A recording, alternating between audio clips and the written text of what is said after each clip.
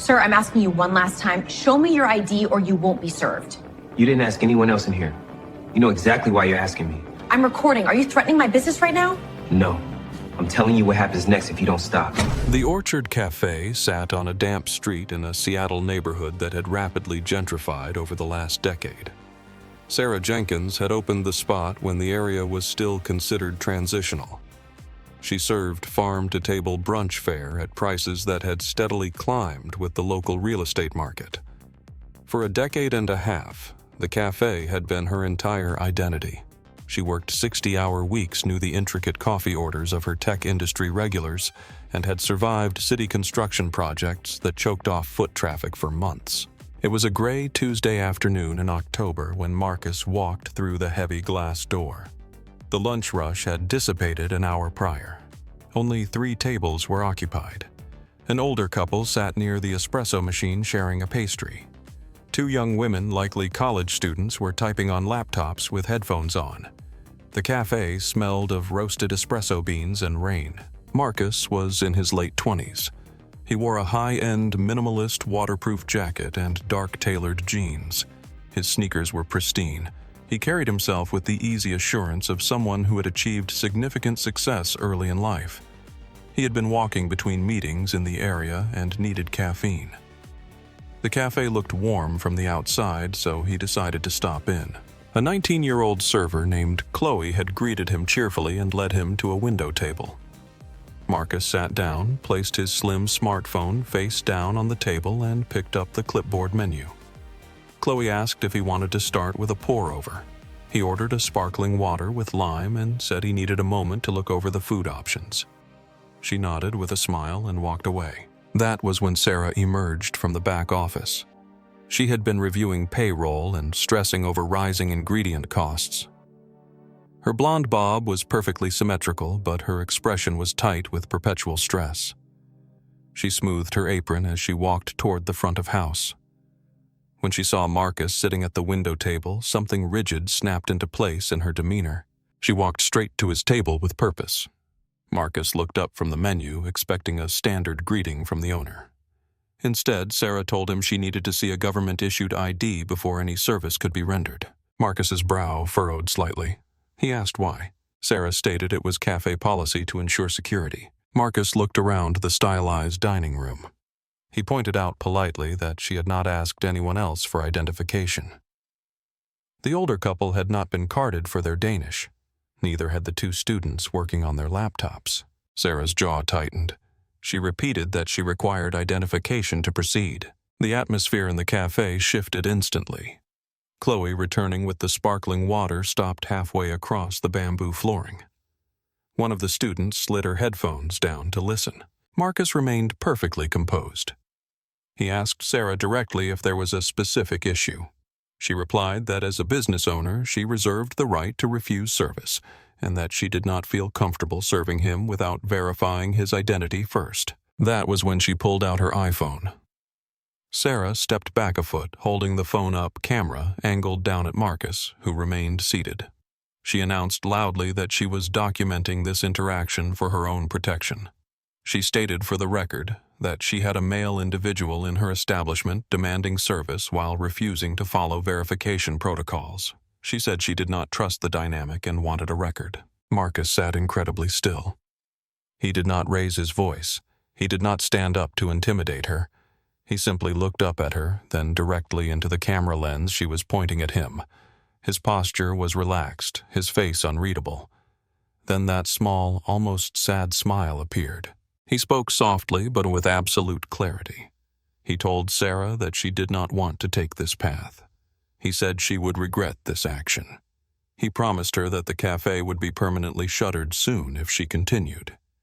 He told her to mark his words. Sarah's voice pitched higher, tinged with indignation. She asked if he was threatening her on camera. Marcus shook his head slowly, still seated, still maintaining eye contact with the lens with that same steady confidence. He said it was not a threat, it was a premise. He stood up, then fluidly pushing his chair back. He walked out of the cafe without uttering another syllable. The heavy glass door swung shut silently behind him. The cafe was deathly quiet except for an indie folk song playing faintly on the sound system. Chloe stood frozen, the sweating glass of water still in her hand. The older couple stared at their half-eaten pastry. The students had stopped pretending to work. Sarah lowered her phone. Her hand had a slight tremor fueled by adrenaline and self-righteousness. She felt vindicated. In her own narrative, she had just preemptively protected her business from a situation that felt off to her. She had it all on video. She had witnesses. She had him on camera sitting in her upscale cafe threatening her livelihood. She went back to her office, but she couldn't focus on the numbers. The interaction replayed on a loop in her mind. The more she ruminated, the more convinced she became that her instincts were sound. By the time they closed for the evening, she had decided to share the footage. That night, sitting in her condo overlooking the city, Sarah uploaded the video to the Orchard Cafe's Instagram account and Facebook page.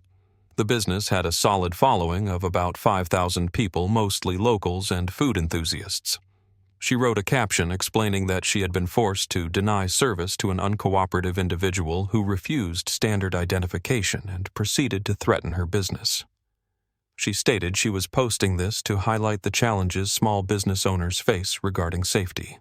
She expected solidarity. She expected her loyal customer base to validate her caution. She went to sleep that night feeling she had taken a necessary brave stand. When she woke up Wednesday morning, her phone was practically vibrating off the nightstand. The video hadn't just been viewed. It had detonated.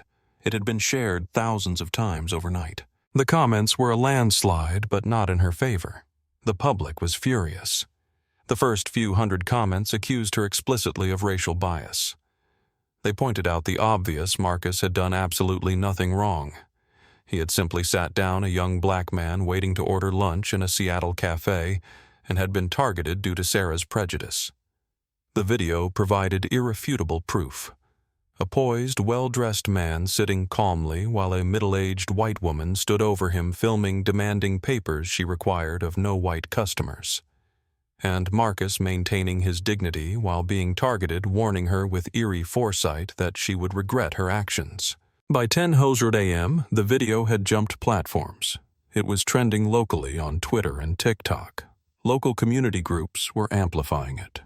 Sarah's caption was screenshotted and circulated alongside the video, dissected and ridiculed mercilessly. By noon, local news helicopters were getting aerial shots of the street. A reporter called the cafe line asking for a statement.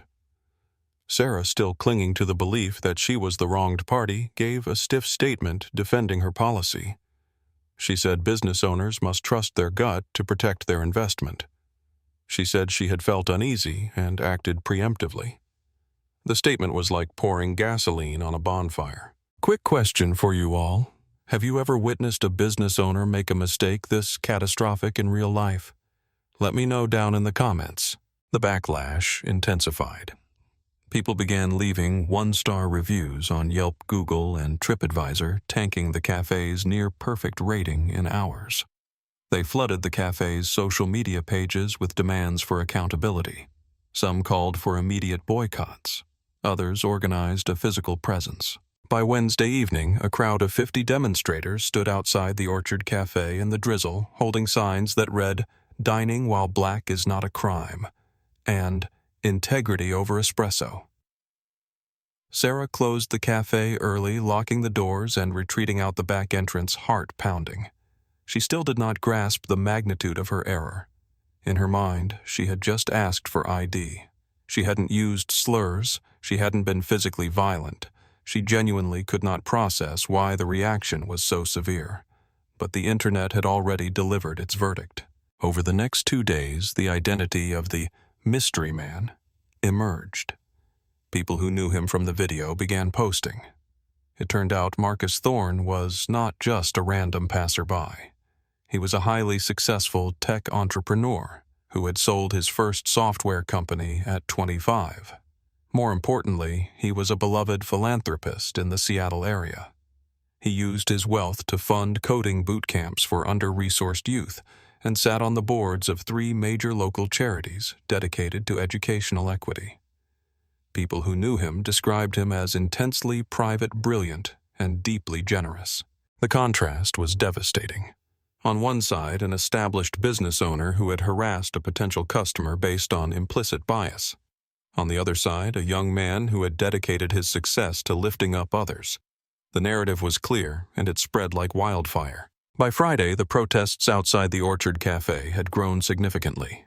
What started as dozens was now over 100 people blocking the sidewalk, chanting in the rain. National news outlets began running segments on the viral incident. Sarah watched from her condo, curtains drawn. She had tried to open that morning, but not a single paying customer crossed the threshold. The pressure became insurmountable. The building's owner called Sarah furious. He said other tenants were complaining about the noise and the negative attention. He pointed out the morality clause in her commercial lease. Her coffee bean supplier sent a curt email suspending their account pending an internal review of their brand alignment. Her business insurance agent called to warn her about liability relating to reputation damage. Sarah finally hired a crisis PR firm, spending money she was rapidly losing.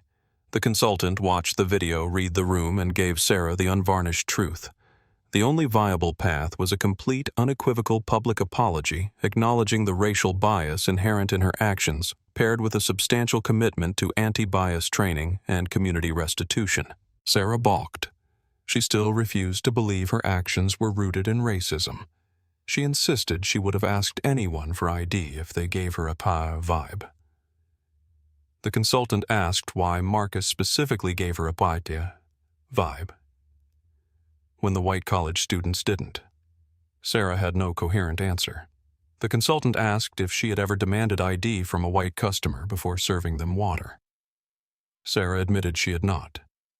The consultant told her that was the definition of the problem. Sarah refused to issue the suggested apology, feeling it was an admission of guilt for a crime she didn't believe she committed.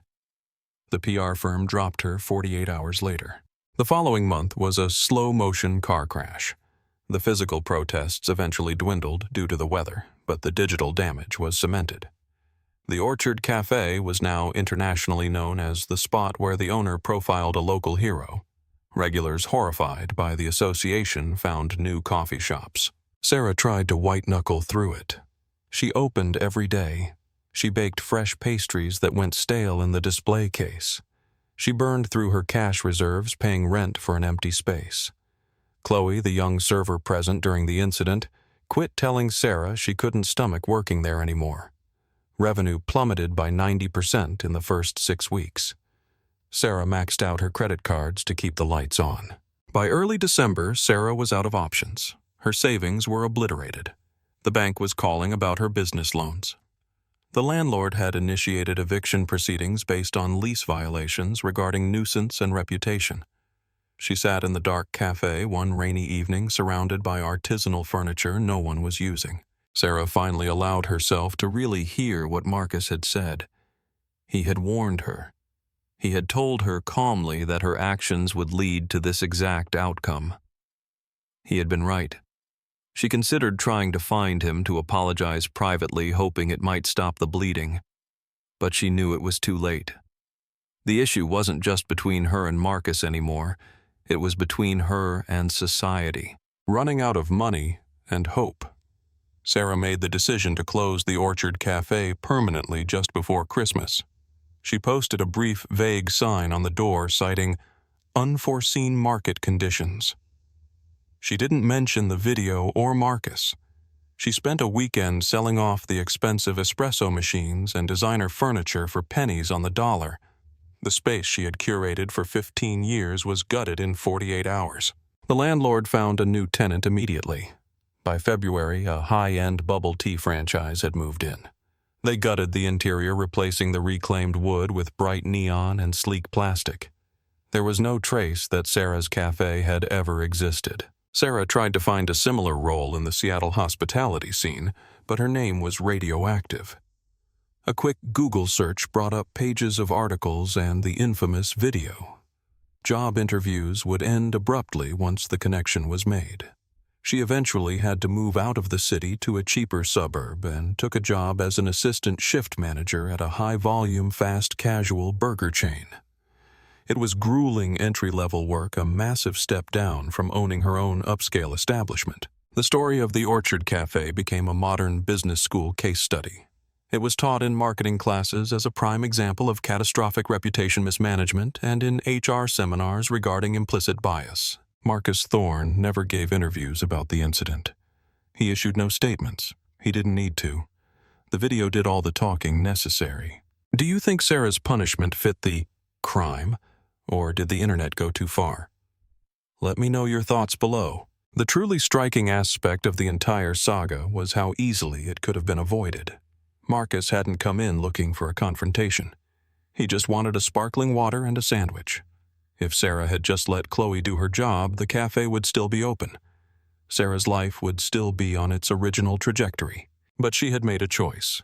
She allowed her internal bias and a misplaced sense of authority to override basic professional courtesy. And when given a clear off-ramp, when Marcus himself warned her, she doubled down. She grabbed the camera, casting herself as the victim, and uploaded her own destruction.